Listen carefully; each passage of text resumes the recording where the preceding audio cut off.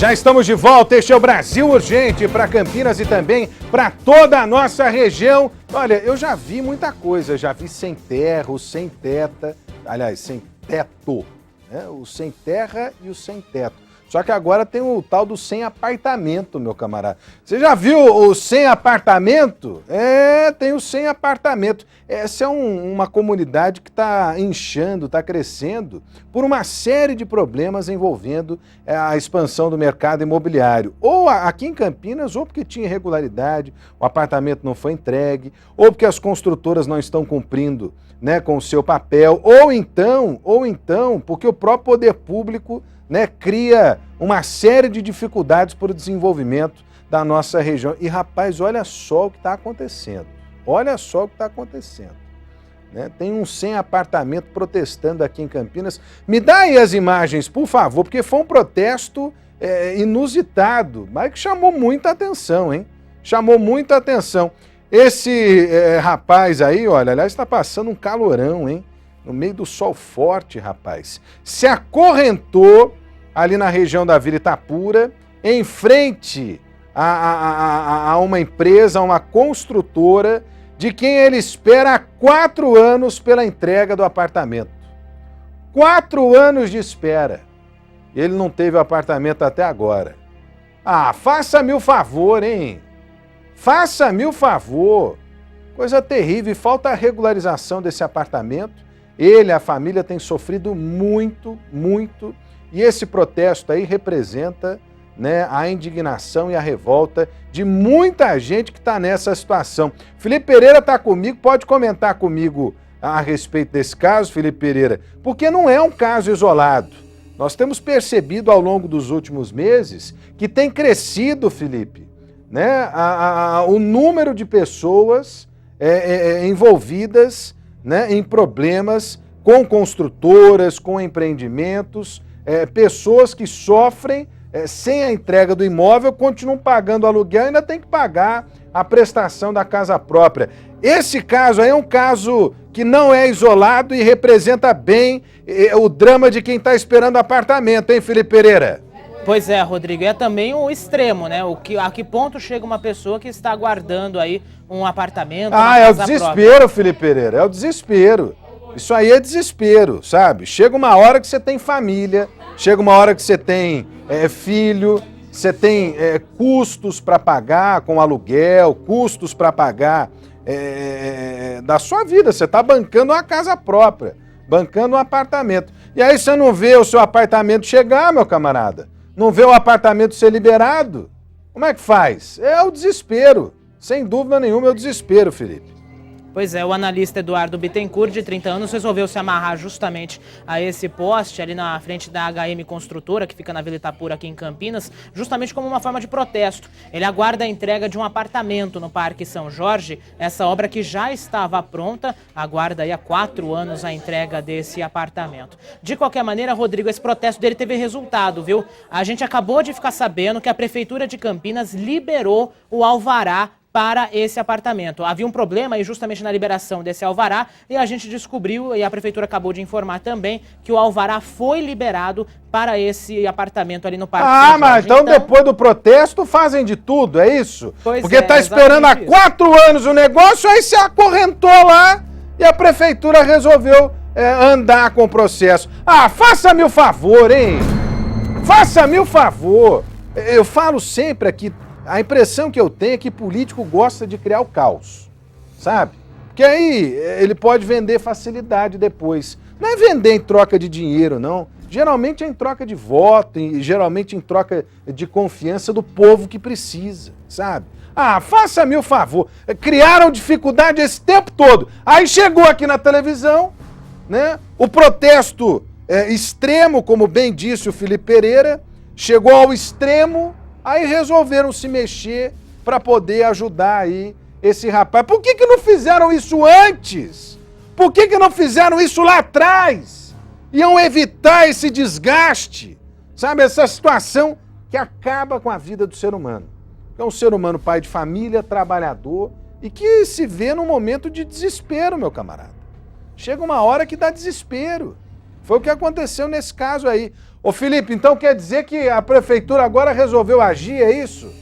A prefeitura liberou o alvará para esse empreendimento porque, Rodrigo, aconteceu o seguinte problema, né, envolvendo a liberação desse apartamento no Parque São Jorge. A Sanasa tinha pedido novas obras de contrapartida para a construtora. Pelo menos foi isso o que a construtora informou para a gente mais no começo da manhã. Nós procuramos novamente a construtora, eles estão tentando, a assessoria de imprensa tenta falar com a diretoria para confirmação, mas a prefeitura mesmo já avisou que o alvará foi liberado. Então, essas novas obras de contrapartida que a Sanasa tinha pedido, a construtora teve que fazer e por isso o alvará não teria sido liberado. Só que agora, pelo que dá para entender, pelo que a prefeitura acaba de divulgar aqui para a gente, todos esses problemas foram solucionados, as obras foram feitas, foram aprovadas e por isso que o alvará foi liberado. Ô Felipe, eu temo muito pela a forma como a prefeitura tem lidado com essas questões, sabe? Houve um problema pontual aqui em Campinas, houve, em relação aos empreendimentos. Mas parece que a burocracia, parece que a maneira com a qual estão lidando com essa situação só tem feito aumentar o problema, só tem feito crescer o problema, sabe? Às vezes eu acho que é burocracia demais. Se não é burocracia, exigência de uma contrapartida social, ambiental, tem que agilizar, né? Deem chances às construtoras, deem chance a essas pessoas de resolver o problema de uma vez por todas. Fica nessa... Eu vou contar para você um negócio que está acontecendo com uma pessoa que eu conheço, Felipe. Essa pessoa está há 2 anos esperando vistoria. Eu até pedi para essa pessoa para ela dar uma entrevista aqui para a Band. Mas ela está com medo de retaliação, de represália. Diz que o negócio lá já está meio complicado e tal. Faz 2 anos que essa pessoa está esperando um alvará para funcionar um estabelecimento aqui em Campinas. 2 anos de espera. Aí dizem o seguinte, olha, sem alvará o senhor não pode funcionar. Se você funcionar sem alvará, pode ser punido. Mas o senhor deixe lá alguém no estabelecimento do senhor que o fiscal vai passar. Faz 2 anos que todo dia tem gente esperando lá na porta a vistoria da prefeitura. E nada, simplesmente nada. E esse é o tipo de burocracia que só faz mal à saúde econômica da cidade, ao desenvolvimento do município. Só faz mal.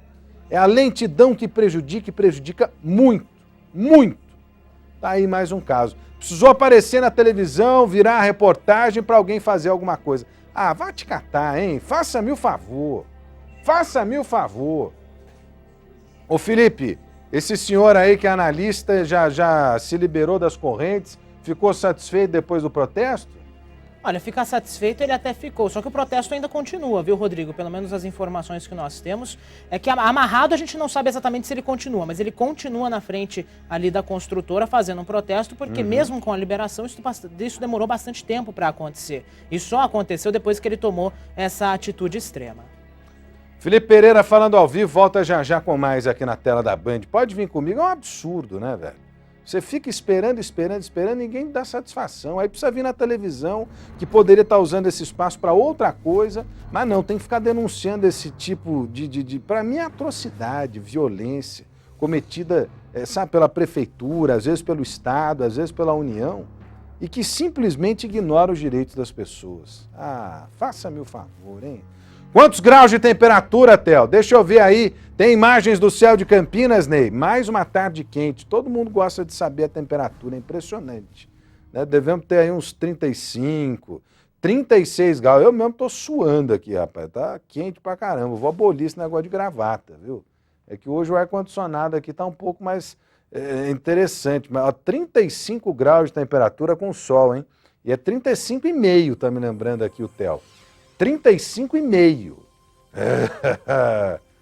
Não é fácil não, meu camarada. Não é fácil não. Um calorão que não acaba mais. E esse calorão continua trazendo problemas, né? Em relação à água, o nível dos reservatórios continua muito baixo, né? Aqui em Campinas tem uma medida da Prefeitura e da Sanasa que promete fiscalizar e punir quem desperdiça água. Em 3 dias, segundo o balanço da Sanasa, aqui em Campinas são quase 300 denúncias de desperdício de água aqui na cidade, né? E a multa para os reincidentes deve ser de 3 vezes o valor da última conta. Nós temos aí essa reportagem, não temos? Então deixa eu ver, olho na notícia. Antes, para aguar as plantas, a mangueira era usada, mas agora a dona de casa utiliza o canecão. Aos poucos, sem desperdícios, ela faz a rega.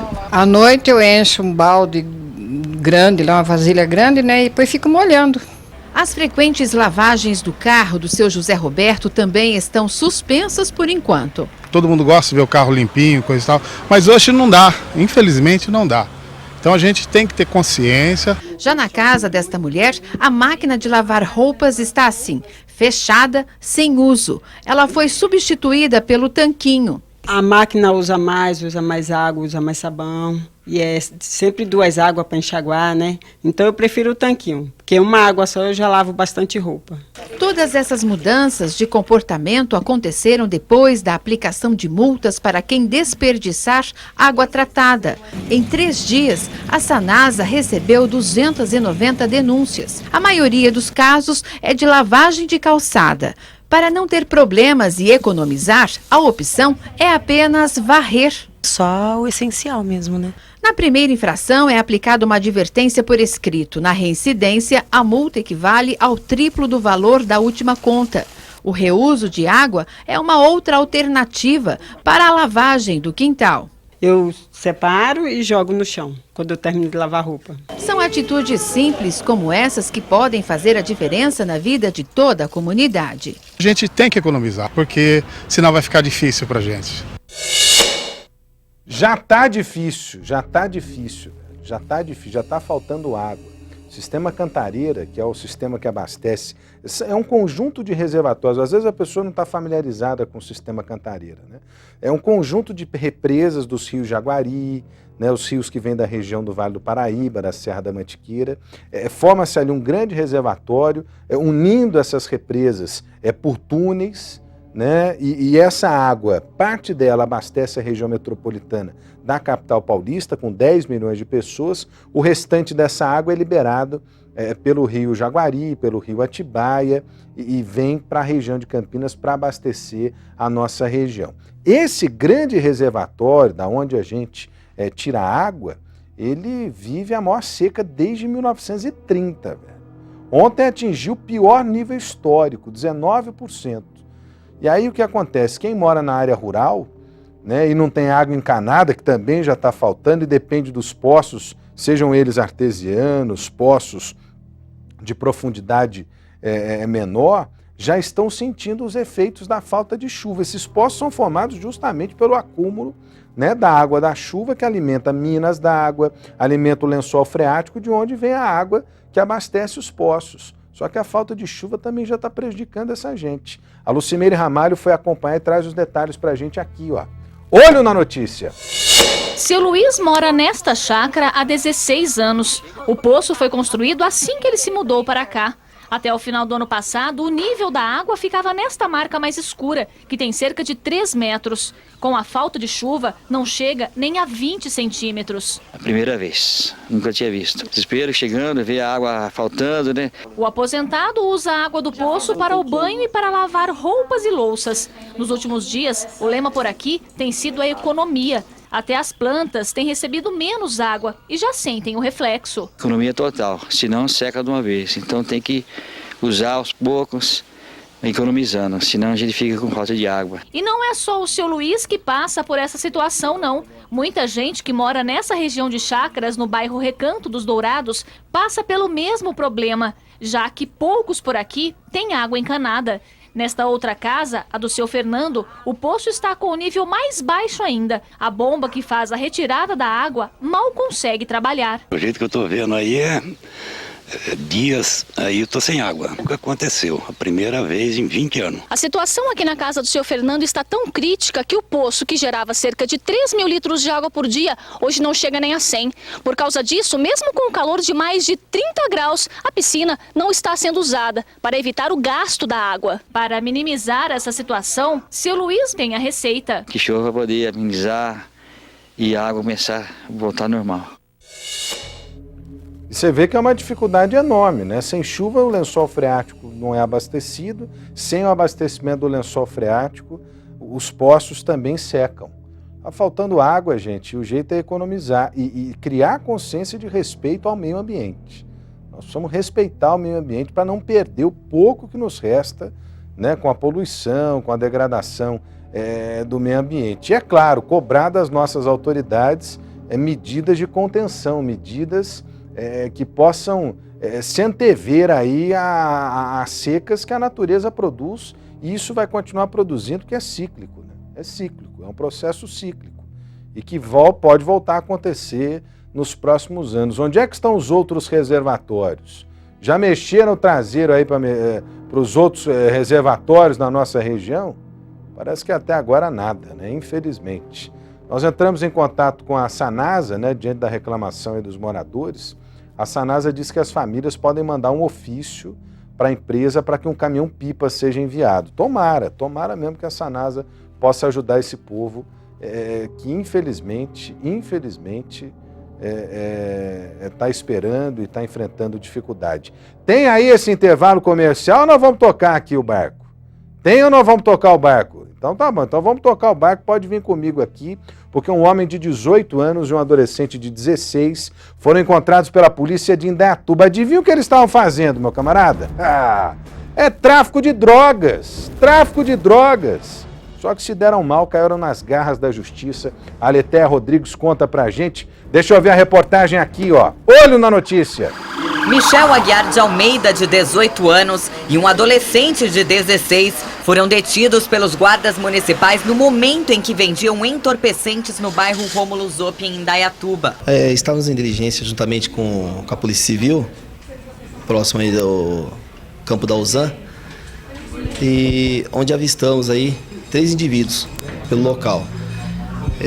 Momento em que fomos efetuar a abordagem, os mesmos empreenderam fuga, saindo cada um para um canto. E em seguida obtivemos êxito em abordar 2, somente um fugiu. 20 pinos de cocaína e R$120 em dinheiro foram encontrados com os rapazes. Os 2 confessaram que vendiam a droga para moradores do bairro. Um local já conhecido como ponto de tráfico de droga. Após a apreensão do maior, que tinha um maior e um menor, ele foi e confessou que realmente estava vendendo. Michel permanece preso. O adolescente prestou depoimento e foi liberado aos pais. O Felipe Pereira está comigo aí lá na redação, porque nós estamos perguntando hoje no Facebook, mais uma vez, a respeito da redução da maioridade penal. Por que eu estou perguntando mais uma vez, embora eu já saiba a maioria das respostas, né, que dão conta do comprometimento da população em mudar essa lei de uma vez por todas? Porque nós precisamos escancarar o problema e denunciar essa situação caótica que a gente vive.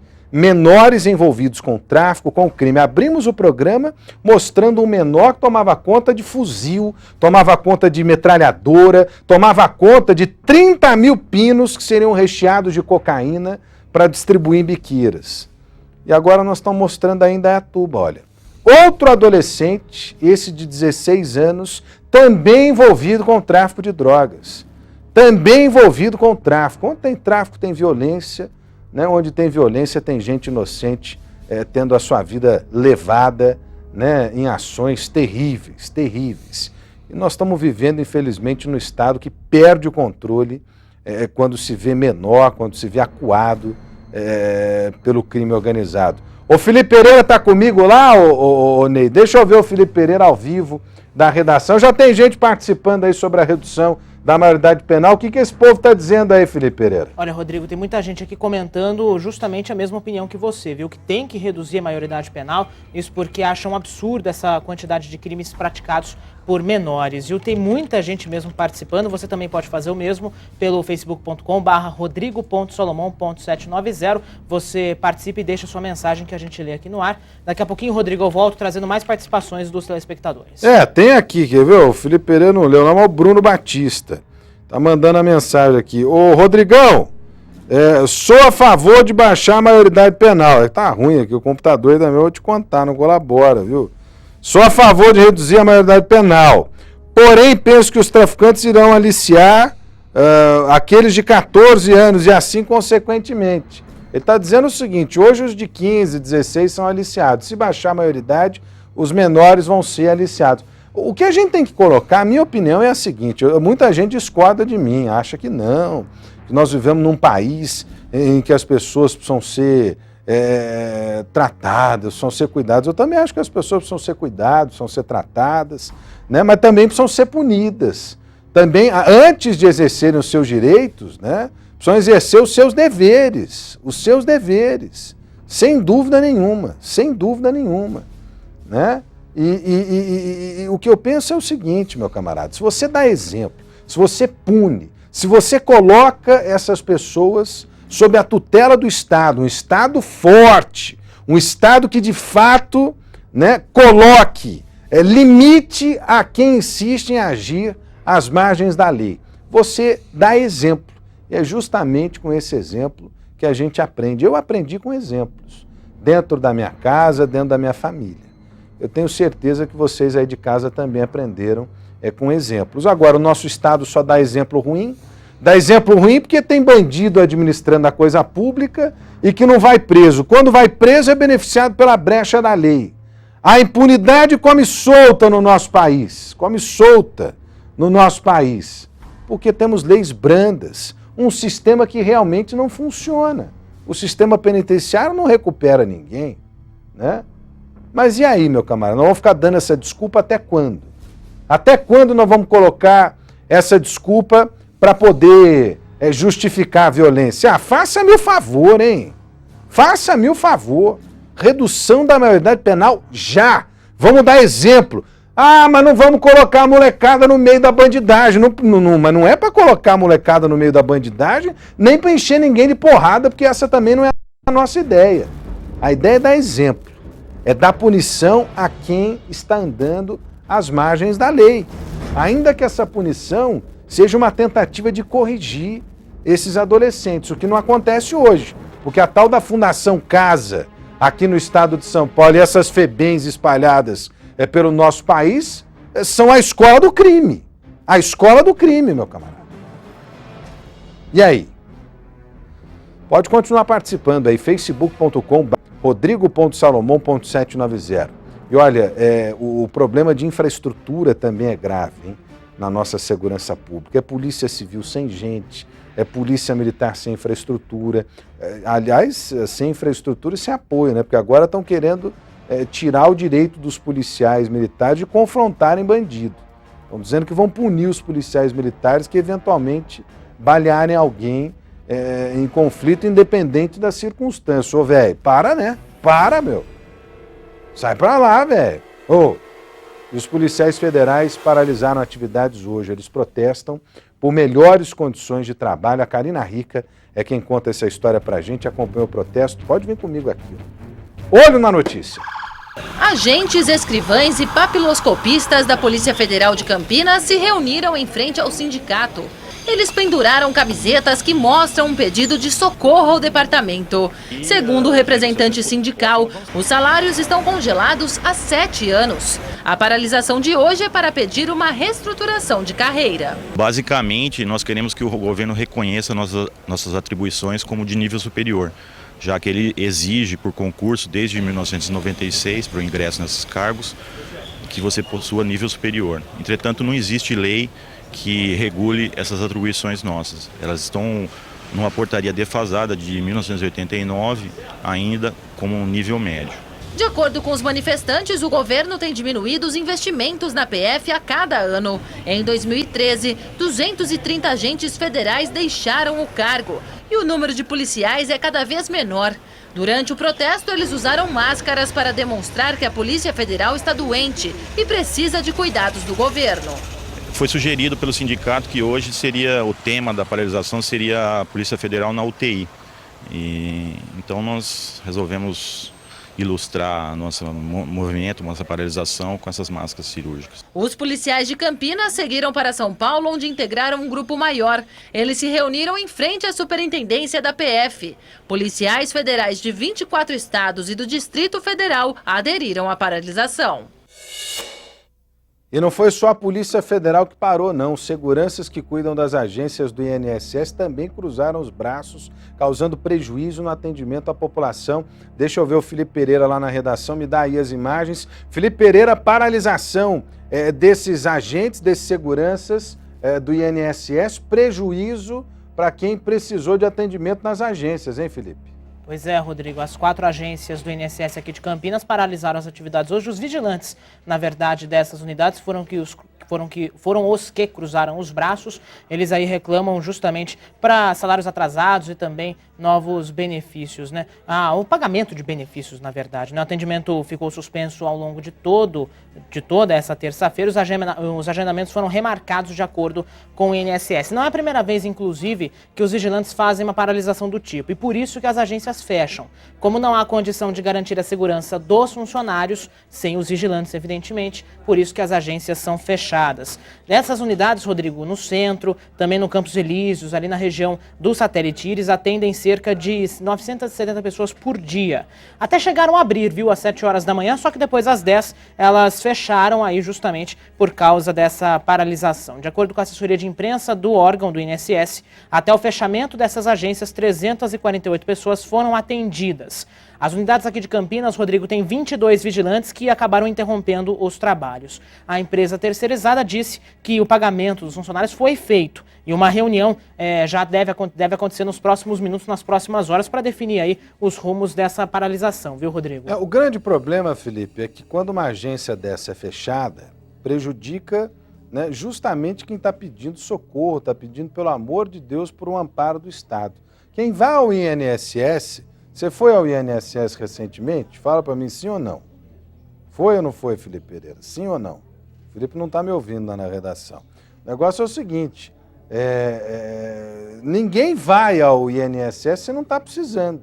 Ninguém vai ao INSS se realmente não tiver lá necessitado. E geralmente são pessoas que estão enfrentando problemas graves de saúde, pessoas que trabalharam a vida inteira e têm direito à aposentadoria, pessoas que buscam benefícios que fazem diferença na vida delas. Ninguém vai à toa no INSS. Ninguém vai à toa enfrentar fila, acordar de madrugada para ser atendido. E aí, de repente, você tem uma situação como essa aí, né, em que, além da categoria, os seguranças prejudicados, você tem uma população também prejudicada, aliás, prejudicada e muito, porque depois, para reagendar esses atendimentos, vira uma bola de neve, e uma bola de neve incontrolável. Incontrolável.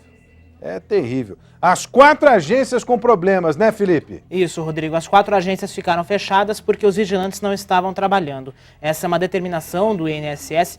Se não há vigilantes disponíveis nas agências, o atendimento é suspenso. A gente reforça que essa paralisação foi apenas dos vigilantes. Não foi envolvendo os funcionários do INSS, os vigilantes que são terceirizados que pararam. Como não havia segurança, por isso que o atendimento foi suspenso por volta das 10 da manhã. Do jeitinho que estava escrito ali, sem segurança as agências fecham, né? E infelizmente a população acaba prejudicada. É terrível. Obrigado, Felipe Pereira, falando mais uma vez ao vivo, ele que volta já para falar com a gente. Olha, nós vamos falar também sobre a morte do soldado Daniel Souza, né? Aquele policial militar que foi assassinado com pelo menos 8 tiros na frente da casa dele no Jardim Xangai. A Polícia Civil quer saber se o nome do policial Daniel estava em uma suposta lista apreendida em uma operação conjunta do BAEP, o Batalhão de Ações Especiais de Polícia aqui de Campinas, e o GAECO, o Grupo de Atuação e Combate ao Crime Organizado. Aliás, já há um entendimento entre as partes para esclarecer essa situação. Importantíssima, por quê? Desde outubro do ano passado, são 4 policiais mortos aqui em Campinas. 4 policiais mortos aqui em Campinas. E para mim não resta dúvida, viu? Esses fatos não são isolados. Não são isolados. Hoje eu comentava com o Edson Silva lá na redação, né? Nesse mesmo final de semana em que perdemos um policial militar aqui em Campinas, um outro policial militar quase foi vítima de criminosos na região do Parque Industrial ou da Vila Industrial. Agora eu não lembro se foi Vila ou Parque Industrial aqui em Campinas. Mas se não fosse um amigo dele se antecipar a ação dos criminosos e reagir, ele teria sido executado. Porque até a arma para a cabeça desse policial apontaram os criminosos em uma ação que eu confesso para vocês aqui, não consigo acreditar que seja uma ação pontual, seja uma ação isolada. Para mim, alguma coisa está acontecendo. E nós não podemos ser trouxa aqui. O estado de São Paulo viveu em 2002, aliás, em 2012, uma guerra. entre a polícia e o crime organizado, em que o crime organizado elegeu policiais, sentenciou policiais à morte. E aí, estamos vivendo isso de novo? Como é que fica? Para a associação que representa a categoria, a falta de segurança para esses profissionais é grande. O Rafael Gnipper traz essa história para a gente. Olho na notícia. O velório foi marcado pela presença de moradores do bairro Xangai, onde o policial morava. Abalados, os colegas de corporação falaram pouco, mas disseram que o PM era querido por todos e que não tinha inimigos. A morte de Daniel entra numa estatística que para a polícia. De outubro do ano passado para cá, foram 4 policiais militares assassinados em Campinas. O setor de homicídios da Delegacia Seccional investiga o caso, mas para a Associação de Policiais Militares, o crime já teria uma motivação. Nós acreditamos que seja uma contrarresposta, né, devido aos boatos, mesmo sem estarem conclusos, de que tem policiais envolvidos naquela chacina. Enfim, nós temos certeza que sim, que isso foi uma represária. O que chama a atenção é que todos os crimes aconteceram na mesma região, a do Ouro Verde. Júnior Conejo do Prado, de 41 anos, foi o primeiro. O sargento ia para a casa de um amigo quando foi abordado por 2 bandidos na rua Eldorado, no Jardim Itatinga. Sem reagir, ele foi alvejado e morreu no local. Em dezembro, a dupla foi presa. Para a polícia, eles atiravam primeiro para depois roubar. Em 11 de dezembro, o soldado Mazinho Pereira dos Santos, também de 41 anos, foi morto em frente a este bar no Parque Vista Alegre. Ele estava dentro do carro. As imagens das câmeras de segurança mostram o momento da abordagem. As investigações estão adiantadas e a identificação da dupla depende de reconhecimento. 12 de janeiro de 2014, o cabo Arides Luiz dos Santos estava neste posto de combustíveis na Avenida Rui Rodrigues quando o estabelecimento foi assaltado por estes rapazes que vieram de moto. A imagem do circuito interno mostrou o momento em que o PM tentou reagir. Ele entrou em luta corporal e acabou atingido na cabeça. Gullit Fernandes de Oliveira, de 22 anos, e um adolescente de 17 foram encontrados na divisa dos estados de Minas Gerais e Bahia no fim do mês e trazidos para Campinas. A arma usada no crime não foi encontrada. E o último caso deste fim de semana. Daniel Pinto de Souza, de 44 anos, foi morto na porta da casa dele, no Jardim Xangai. Ele foi atingido com pelo menos 8 disparos. Um dos bandidos morreu durante o tiroteio com a PM e o outro foi preso. Para a associação, falta segurança para os policiais e um controle mais efetivo sobre as ações criminosas que têm crescido na cidade. Nós acreditamos numa linha de facção, uma linha onde haja um conflito de facções por uma disputa de poder. E terceiro, que os boatos que se soltam, mesmo infundados, sem ter todas as provas que policiais estariam envolvidos, acabam sim causando esse tipo de tendência para um contra-ataque, uma guerra civil desnecessária. Mesmo entre os PMs, a sensação de insegurança é grande. Para Adriana Borgo, a morte de Daniel, que morava em uma área próxima de onde ocorreram as chacinas em janeiro, soou como um alerta, uma retaliação às investigações da polícia. A sensação de medo por parte dos familiares, porque se quem dá segurança está sendo alvo, imagine a população civil. Essa frase para mim é importantíssima. Se o policial militar que integra a malha protetora da nossa sociedade não se sente à vontade para sair na rua e defender você, cidadão, imagina você que está aí na rua, né, o que você pode fazer? Como é que você vai fugir dessa situação toda? É difícil, dá medo, a gente fica preocupado, você não sabe se você deixa a sua esposa ir trabalhar, não deixa, você não sabe se você sai para trabalhar, o que você faz com o seu filho que tem que ir para a escola. A vida da gente, né, acaba sendo pautada pela violência, que a gente não pode aceitar. Não pode aceitar. Aliás, hoje o governador do estado de São Paulo fez a primeira visita dele, né, à região de Campinas, quer dizer, a região de Campinas, não, a região metropolitana de Campinas, porque recentemente ele esteve em Limeira, né? Mas nessa visita ele não falou de nada, hein? O governador não falou absolutamente nada sobre violência. Acho que nem entrevista coletiva o governador deu, hein? Tem aí a reportagem já, ô pessoal? Hein? Da visita do governador, o governador que esteve inaugurando, acho que uma fábrica em Indaiatuba. Eu esperava muito do governador, viu? Que o governador pudesse dar resposta, afinal de contas, É ele quem comanda a polícia do estado de São Paulo, é ele quem tem a obrigação de dar satisfação sobre o avanço da violência. Mas parece que o governador nem falou com a imprensa. Tem aí a reportagem da Andréa Marques? Então deixa eu ver, vai, olho na notícia. Os parlamentares participaram da inauguração de 2 fábricas em Indaiatuba. Juntos, o vice-presidente Michel Temer, do PMDB, e o governador Geraldo Alckmin, do PSDB, conheceram as instalações e as máquinas das empresas do setor de construção. Só para a vinda das unidades para a região foram investidos 124 milhões de dólares. Durante o discurso de abertura, o governador de São Paulo disse que adotou medidas para reduzir a alíquota de ICMS e ajudar a desenvolver o polo industrial do estado.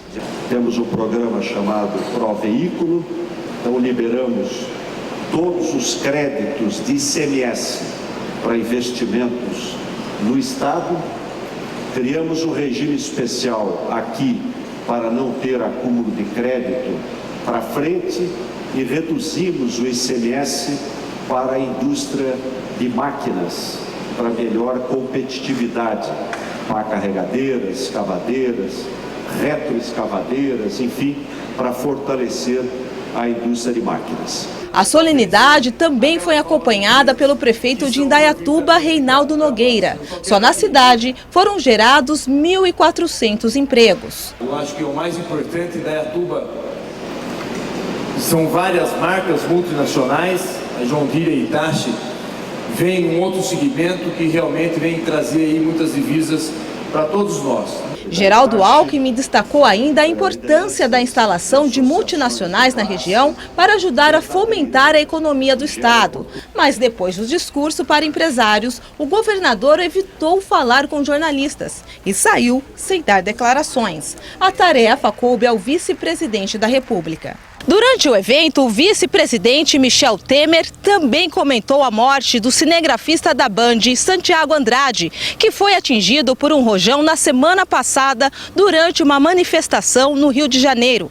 O vice-presidente defendeu penas mais rígidas para quem cometer atos de vandalismo durante os protestos. Acho que os governos estaduais estão tomando providências. Há uma legislação que pode ser aplicada para apenar aqueles que cometem esses ilícitos. Já há até uma lei, normas, dispondo que não se pode comparecer mascarados às manifestações. Nós precisamos fazer é aplicar estas leis. Os órgãos do governo federal, juntamente com os estaduais, cuidarão precisamente desse assunto. Santiago Andrade, de 49 anos, teve a morte cerebral decretada ontem. Até agora, um jovem foi preso temporariamente sob acusação de participar do crime. A polícia procura um outro homem suspeito de ter acendido o rojão que matou o repórter cinematográfico. A presidente Dilma Rousseff determinou que a Polícia Federal acompanhe as investigações. Já o vice-presidente fez duras críticas aos atos de vandalismo e comparou o grupo Black Blocs a organizações terroristas. Eu acho que há um certo terrorismo nessas organizações, porque elas, vejam bem, você precisa sempre obedecer o que diz a lei. A Constituição garante o livre direito à manifestação, mas não garante direito à depredação nem à violência. Isso é crime e tem que ser considerado como crime. Para mim, são grupos criminosos. Não tem a menor dúvida disso. Segundo Michel Temer, o governo também está fazendo um levantamento dos movimentos que têm atuado nas manifestações. A medida visa a segurança durante a Copa do Mundo. O vice-presidente também reconheceu a importância dos protestos pacíficos. Se a manifestação é pacífica, não há por que reprimir. Agora, evidentemente, para responder à sua pergunta, se a manifestação é violenta, a repressão tem que ser da mesma natureza. Não violenta, mas não se trata atos criminosos com rosas na mão. Isso não tem dúvida. O negócio é o seguinte, eu penso que as leis têm que ser endurecidas sim, né? Concordo com o vice-presidente Michel Temer, quando ele fala que essas ações podem ser comparadas a ações terroristas. Concordo plenamente, porque são ações violentas e que são indiscriminadas. Elas podem ferir quem estiver no meio da frente, podem tirar a vida de pessoas inocentes. Isso sim é ação terrorista, sabe? promovem o caos, promovem a baderna, sem objetivo nenhum. O que não tem nada a ver com a manifestação popular. Porque a manifestação popular é legítima, precisa existir, até porque também nós vivemos num país em que, se a gente não sair gritando e pedindo pelo amor de Deus e botando, né, os pingos nos is, a situação tende a piorar. Eu não sou contra a manifestação, mas desde que sejam manifestações sem violência e sem vandalismo. Gostei da fala do vice-presidente Michel Temer. Agora, o detalhe é o seguinte, além dessas leis mais duras aí para quem age como terrorista, me vê à cabeça uma outra necessidade que precisa ser discutida pelos parlamentares. Sabe o que é? É lei que possa enquadrar crimes contra a imprensa, crimes contra a polícia, as autoridades, em uma categoria diferenciada, com uma punição ainda mais diferenciada.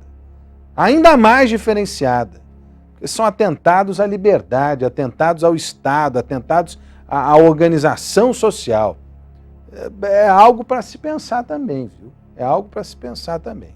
Pode vir comigo e tem recado aqui na tela da Band. E atenção, hein? O recado é para você que está com o peso da dívida nas suas costas já há algum tempo.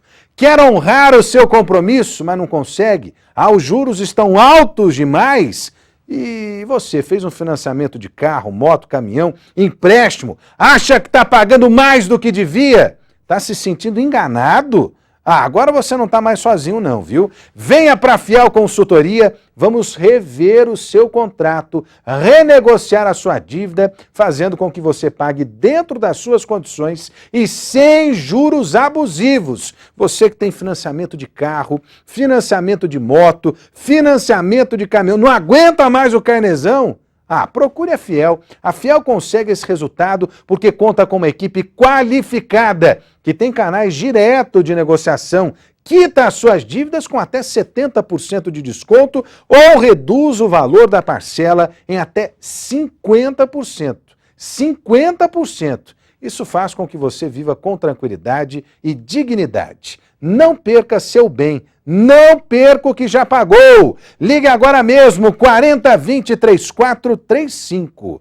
4020-3435. E se você falar que está acompanhando aqui ao Brasil Urgente, você ganha o cálculo e a consultoria gratuito. A Fiel fica aqui mesmo no centro de Campinas, na rua Costa Aguiar, número 698, ao lado da Catedral. É no mesmo prédio do Banco Safra. 4020-3435, diga lá que você está assistindo ao Brasil Urgente e tire suas dúvidas. Eu tenho problema com financiamento, a Fiel Consultoria ajuda você. Pode vir comigo aqui uma ação dos homens do BAEP, o Batalhão de Ações Especiais de Polícia, acabou apreendendo um fuzil, uma metralhadora com um silenciador. Mídias imagens, essa ação aconteceu no Jardim Itatiaia, o menor de 17 anos foi apreendido, aliás, menor, a serviço do crime. O Felipe Pereira está ao vivo comigo. Tem mais informações, Felipe Pereira, desse caso. Aliás, caso também, Felipe, que retrata muito bem aí o poder de fogo dos criminosos, né? Criminosos armados com fuzil, armados com metralhadora. Situação bastante delicada, hein, Felipe?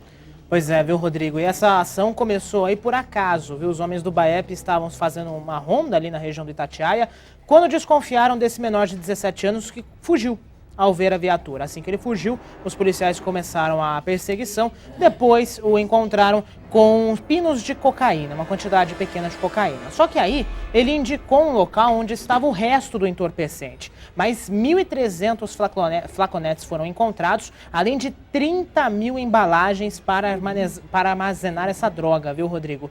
5 quilos de cocaína não embalada e maconha também foram apreendidos, além de rádios comunicadores, uma balança de precisão e também uma touca ninja. Agora, Rodrigo, o que chama a atenção é essa metralhadora, viu? Ela tem potencial para 30 tiros por minuto. Meu Deus. Né?